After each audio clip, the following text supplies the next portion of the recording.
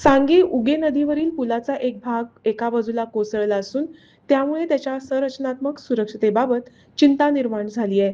स्थानिक नागरिकांच्या तक्रारीनंतर सार्वजनिक बांधकाम विभागाच्या रस्ते विभागातील सहाय्यक अभियंत्यांनी घटनास्थळी जाऊन पाहणी केली आणि नुकसानीचा आढावा घेतला.